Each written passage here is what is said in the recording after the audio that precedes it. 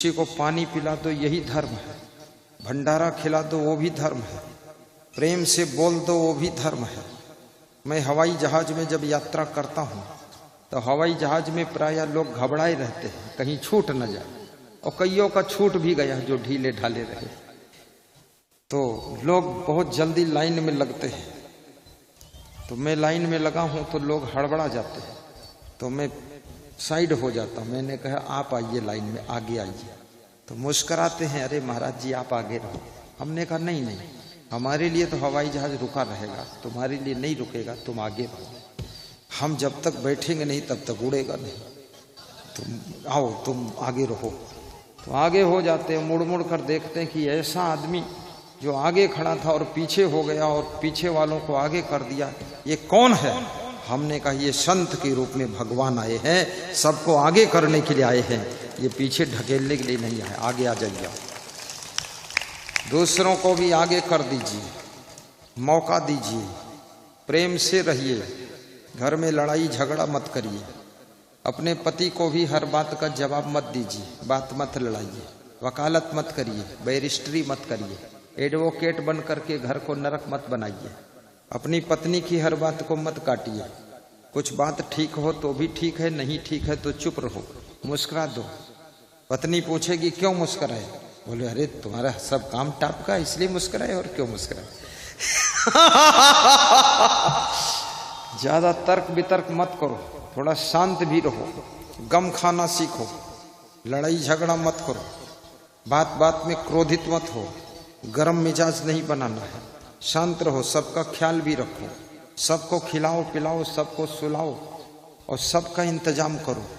जो सबका इंतजाम करता है उसी के अंदर भगवत कृपा पैदा हो जाती है, और जो सबका ख्याल करता है वो भगवान का रूप होता है। इसलिए सबका ख्याल करो, परिवार के सब सदस्यों की चिंता करने वाले की चिंता अपने आप खत्म हो जाती है। सबकी फिक्र कीजिए। बोलिए सदगुरु भगवान की जय, कबीर साहेब की जय। अपनी गुस्सा को भी कंट्रोल रखो, ज्यादा गुस्सा करने से बुद्धि कम हो जाती है। जहां क्रोध ज्यादा रहता वहां पर लक्ष्मी रूठ कर चली जाती है।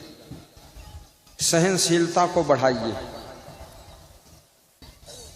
एक दूसरे की गम खा लीजिए। तुम्हारे जैसा संसार में कोई दूसरा पैदा ही नहीं हुआ है, तुम सिर्फ अकेले हो। तुम ढूंढ लो जा करके, नवीन जैसा प्रमुख नहीं मिलेगा, पूरे बिहार में ढूंढ लो, एक ही है नवीन अलौली वाला, उसके जैसा दूसरा आदमी पैदा ही नहीं हुआ। तुम ढूंढ लो जाकर, असंग जैसा गुरु नहीं मिलेगा, मिलेगा इससे अलग टाइप का मिलेगा, लेकिन बिल्कुल सेम असंग जैसा नहीं मिलेगा, कुछ अलग टाइप का मिलेगा। हर आदमी अनोखा है, हर आदमी चोखा है, और हर आदमी अद्भुत है, हर आदमी विलक्षण है, हर स्त्री विलक्षण है। एक भैंस जैसी दूसरी भैंस नहीं होती है, एक फूल जैसा दूसरा फूल नहीं होता है। और याद रखना, एक स्त्री जैसी दूसरी स्त्री नहीं होती है, एक बेटा जैसा दूसरा बेटा नहीं होता है, एक बहू जैसी दूसरी बहू नहीं होती है, एक इंसान जैसा दूसरा इंसान नहीं होता है, एक साधु जैसा दूसरा साधु नहीं होता है। दुनिया में सिर्फ एक ही पीस निकलता है, दूसरा पीस है ही नहीं, उसकी बराबरी हो ही नहीं सकती, वो सिर्फ सिंगल है। तुम सोचो कबीर जैसा कोई दूसरा संत हो जाए, कोई नहीं हो सकता है। एक ही कबीर, कबीर पंथी लाखों बन सकते हैं, लेकिन कबीर जैसे नहीं हो सकते। स्वामी रामतीर्थ जैसा कोई दूसरा संत आज तक हुआ नहीं, विवेकानंद जैसा आज तक दूसरा संत हुआ ही नहीं। राजनीति के क्षेत्र में भी देख लीजिए, एक नेता जैसा दूसरा नेता नहीं है। नरेंद्र मोदी जैसा कोई विश्व में नेता ही नहीं है, अजीब नेता है वो। जब खड़ा होता है बोलता कैसे है, उसकी बोली भाषा अलग है। और आप देख लीजिए, मनमोहन जैसा कोई नेता नहीं हुआ, बोलता ही नहीं था, बिना बोले 10 साल शासन किया उसने, बिना बोलने का फल इतना बड़ा हुआ, 10 साल प्रधानमंत्री बनकर रहा। इसलिए तुम भी कभी कभी कम बोलो, कभी कभी मत बोलो, तो मनमोहन जैसे घर के प्रधानमंत्री बनकर भी रह सकते हो। ज्यादा बोलने से मतलब नहीं, कहाँ बोलना चाहिए, कहाँ नहीं बोलना चाहिए, कहाँ कम बोलना चाहिए, कहाँ अधिक बोलना चाहिए, कहाँ धीरे बोलना चाहिए, कहाँ जोर से बोलना चाहिए, इसका ज्ञान प्राप्त करो। पहले तौलो, उसके बाद बोलो। अपनी पत्नी को भी तंग ना करो, परेशान ना करो, हमेशा होश में रहो, बेहोश मत रहो, संभल संभल करके चलो। मन लगा करके काम करो, क्रोध गुस्सा को शांत करो, अन्यथा सब बर्बाद हो जाएगा। सन्यच्छति यो बेगम उत्थितम क्रोधा हर्षयो शास्त्रियो भाजनम राजन यस्य आपत सुना मुह्यति। जब विदुर जी ने धृतराष्ट्र से पूछा था कि हे राजन कुछ तुम पूछना चाहते हो क्या, धृतराष्ट्र ने कहा था विदुर ये बताइए वो कौन से लोग हैं जिनको बड़े बड़े राजपद मिलते हैं, वे कौन से लोग हैं जिनको लक्ष्मी खूब मिलती है, अमीर हो जाते हैं, उनके लक्षण क्या होते हैं। तो विदुर जी ने कहा राजन, जो लोग, ध्यान से सुनना, ये बात ऊपर ऊपर की नहीं, भीतर की बात है, अंदर की बात है, सीधी सी बात है। जो लोग क्रोध के आने पर भी क्रोध नहीं करते, कुछ अच्छा नहीं लगा, प्रतिकूलता पड़ गई, उल्टा लगा, गुस्सा आ गई, क्रोध आ गया, लेकिन तो भी क्रोध को भीतर ही भीतर समन कर लेते हैं और क्रोध नहीं करते हैं। क्रोध की आग को अंदर ही अंदर बुझा देते हैं। किसी को पता भी नहीं चलता है कि इनके भीतर क्रोध आया है। इतने होशियार लोग हैं। कितने लोग कहते हैं अंदर गुस्सा तो बहुत आई थी लेकिन मन मार लिया मैंने। वो जो मन मार लेते हैं ना, उन्हीं के पास में लक्ष्मी आती है, वही लोग बड़े बड़े राजपद को प्राप्त करते हैं। दूसरे वह लोग उत्थितम क्रोधा हर्षयो, जो खुशी होने पर भी अपनी खुशी को जाहिर नहीं करते,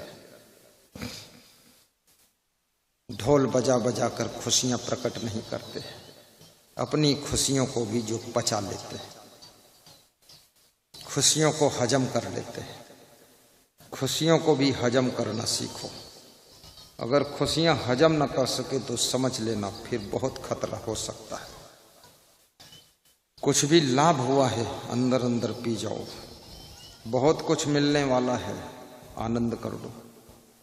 जिस समय कौशल्या को पता चला था तुम्हारा बेटा राम कल उसका राज तिलक होगा, अयोध्या का राजा बनेगा, कौशल्या को खुशी हजम नहीं हुई। उन्होंने अपनी दासी को इनाम दिया, एक दिन पहले ही इनाम दिया। वो इनाम लेकर जा रही थी तो कैकेयी की दासी मंथरा ने उस इनाम को देखा, पुरस्कार को देखा। मंथरा ने पूछा, बहन जी ये इनाम कौन दिया तुमको? कौशल्या ने दिया। क्यों दिया है? राम राजा बनेंगे, उस खुशी में दिया, उनका बेटा राजा बनेगा, कल राज तिलक होगा। मंथरा के मन में हो, वाह, मैं कैकेयी की दासी हूं, अगर कैकेयी के बेटा भरत राजा बनता तो मुझको इनाम मिलता। छोटे से इनाम के लालच में मंथरा ने पूरा इतिहास बदल डाला और कैकेयी को बहका दिया और सब सिस्टम चेंज हो गया और भरत राजा घोषित किए गए और राम का वनवास हो गया। कौशल्या अगर इस खुशी को हजम कर लेती और अपनी दासी को इनाम ना देती, बात वहीं की वहीं चुप रह जाती, गुप्त रह जाती, और कल जब आता तो राज तिलक हो जाता तो लफड़ा खत्म हो जाता। इसलिए खुशियों को जाहिर नहीं करना चाहिए, खुशियों को अंदर अंदर हजम करना चाहिए। बोलिए सदगुरु सर्वेश्वर सरकार की जय। महिलाओं से खास कर कहूंगा, खुशियों को हजम करना सीखो। ये महिलाएं खुशियां हजम नहीं कर पाती हैं। अगर पोता पैदा हुआ तो तुरंत नानी नाना के यहाँ फोन लगा देती कि पोता आया है।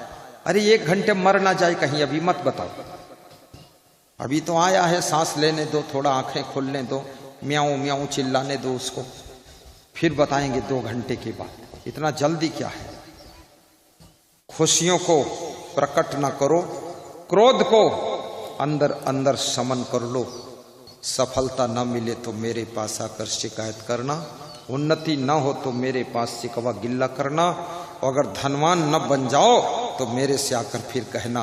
ये 2 चीजें ध्यान रखना, क्रोध को पी जाना है और खुशियों को हजम कर जाना है। क्रोध एक बहुत बड़ी आग है, ये साधारण नहीं है। कितने लोग, बुद्धिमान से बुद्धिमान लोग भी क्रोध के कारण पीछे रह गए। बड़े होशियार लोग, वाक्पटु लोग भी क्रोध के कारण पिछड़ गए। और क्रोध के कारण रिश्ते टूट गए, क्रोध के कारण मित्र छूट गए, क्रोध के कारण जो है बिजनेस बिगड़ गया, क्रोध के कारण राजनीति चौपट हो गई, और क्रोध के कारण पत्नी भी भाग गई और पति भाग गया, सब इलंग बिलंग हो गए। पति बनारस भाग गया और पत्नी रांची भाग गई, सब भगदड़ मची है क्रोध में। इसलिए गुस्सा को खत्म कर दीजिए, अन्यथा ये गुस्सा तुम्हारे सारे सिस्टम को खत्म कर देगी। इस गुस्सा को कंट्रोल करिए। कितने लोगों को गुस्सा ऐसी आती, गुस्सा है मनघुंसा, और मन के भीतर भीतर गुस्सा, बस मुंह फुला लेगा, बोलेगा कुछ नहीं, करेगा कुछ नहीं, मुंह फुला के बैठ जाएगा। ए मुंह मत फुला, मुंह फुलाने से लोग तेरे को छोड़ देंगे, तेरे साथ कोई नहीं रहेगा, सब ऊब जाएंगे, परेशान हो जाएंगे। मुस्कुरा कर जियो, कितना अंदर दुख हो लेकिन याद रखना, फिर भी होंठ खोलकर थोड़ा दांत दिखाकर हंसना चाहिए। हंसता हुआ चेहरा सबको पसंद होता है। और याद रखना, ये दुनिया तो दुख से भरी हुई है। इस दुनिया के बीच में जब तुम हंस देते हो तो हजारों लोगों को हंसी आ जाती है, सबका दुख हल्का हो जाता है। इसलिए खुश होकर के जिया करो।